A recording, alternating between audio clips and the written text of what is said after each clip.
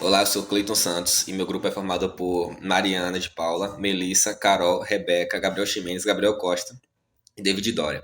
E nós vamos falar sobre direito, dentro do direito das sucessões, nós vamos falar sobre aceitação e renúncia da herança.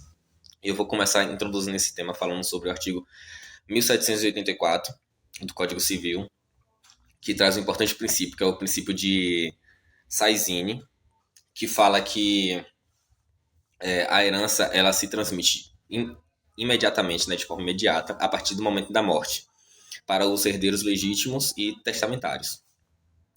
Então, sabendo disso, o direito das sucessões ele trata também de regular as formas pelas quais os herdeiros eles recebem essa herança.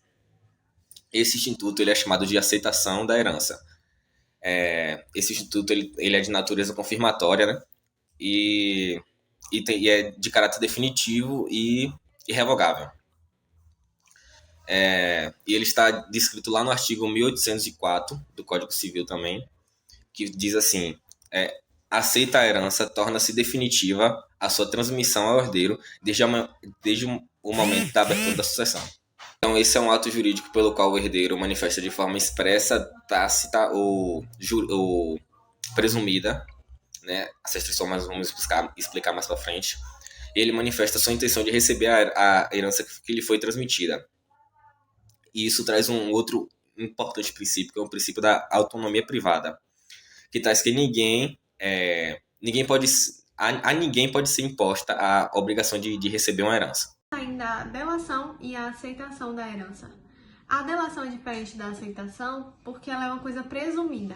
Vamos supor aqui um exemplo: um pai com 7 filhos acaba morrendo por qualquer N motivos. No momento da sua morte, a partir do momento que ele morre, a herança passa a ser disponibilizada para todos os herdeiros, independente se eles irão aceitar ou não, aceitar ou renunciar, como veremos lá na frente.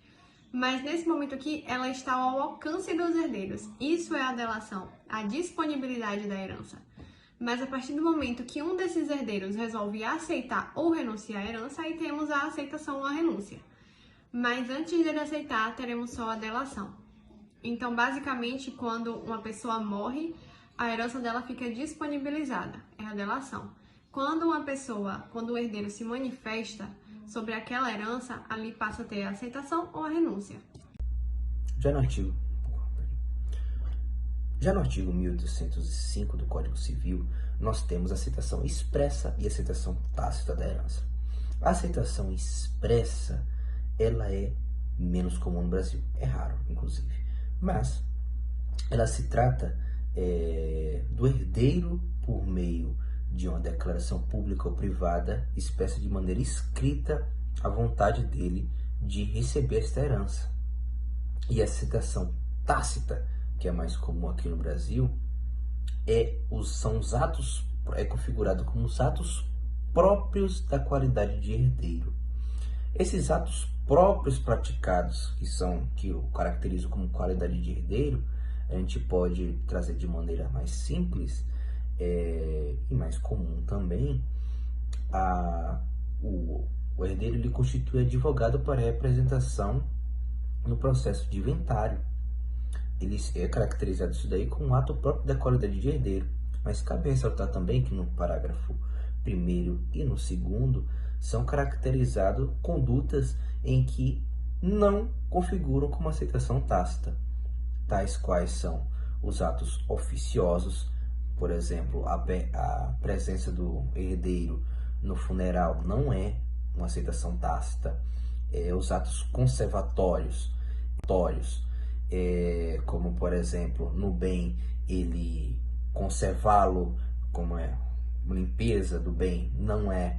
Os atos administrativos de guarda provisória, que são as cobranças e o pagamento de dívidas, também não configura, e a cessão gratuita aos demais co-herdeiros também não configura como aceitação tácita.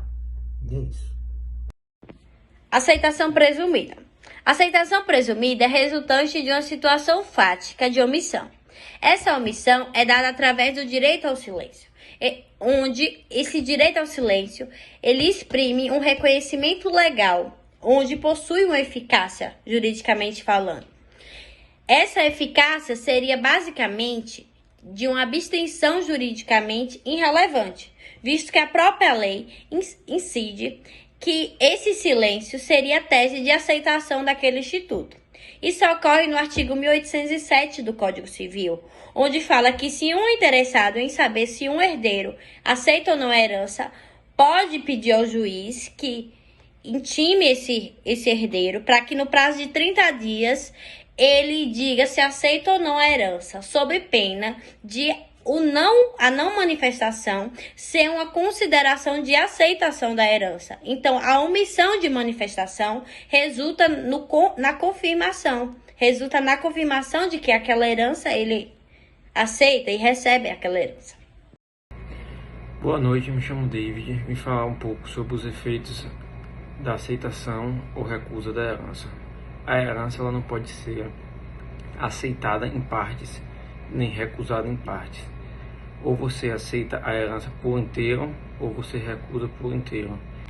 Os efeitos de aceitação da herança são imediatos e definitivos, tornando irrevogável a aceitação, conforme está no artigo 1812 do Código Civil, que diz: são irrevogáveis os atos de aceitação ou de renúncia da herança.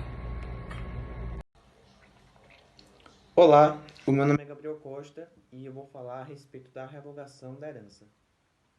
A revogação ou a renúncia da herança, ela nada mais é que um repúdio ao direito sucessório, como se aquele herdeiro nunca tivesse existido hipoteticamente. Bom, a renúncia ela deve ser feita de forma expressa, através de dois meios: através de um termo judicial e de uma escritura pública. Vale mencionar que, quando o termo judicial ele é feito perante o juízo que o inventário está sendo processado, e a escritura pública, quando ela é feita, ela é levada e depois juntada nos autos do processo. Bom, outro tópico interessante a ser mencionado é a transmissibilidade do direito à aceitação da herança, que está previsto lá no artigo 1811 do Código Civil. E um exemplo aqui que eu vou mencionar é quando um filho único ele renuncia à herança do seu pai, e caso ele tenha filhos, os netos eles vão herdar a herança do avô que foi renunciado pelo seu próprio pai. E com isso surge o direito próprio, que é dividido igualmente entre eles. Agora sobre a renúncia da herança. O que é a renúncia da herança? A renúncia da herança é um ato jurídico abdicativo com efeitos retroativos, ou seja, o herdeiro é excluído da cadeia sucessória como se herdeiro ele nunca houvesse sido. Disse que no ato de renúncia há uma natureza jurídica negocial, justamente porque ela não pode ser imposta ao herdeiro. Ele tem a livre escolha. Esse ato não depende de ninguém, apenas dele. Ele pode escolher renunciar ou aceitar a herança. Então entende-se que ele é um negócio jurídico unilateral, porque depende unicamente dele.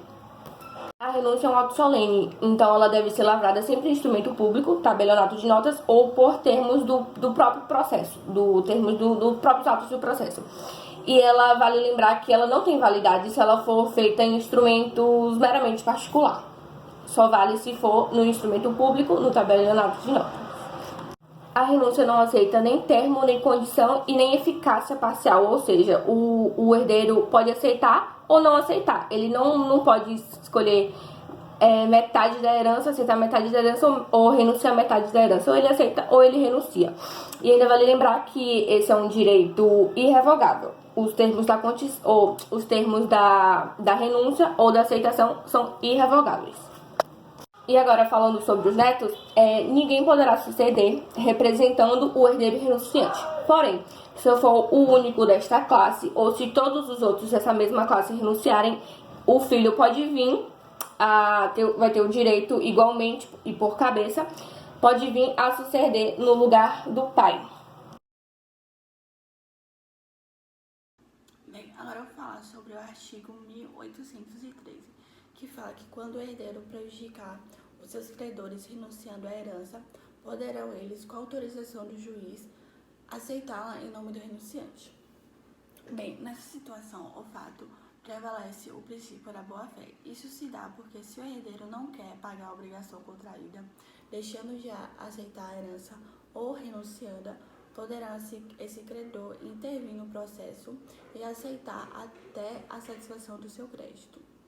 Bem, adimplida a obrigação, permanece um remanescente como antes.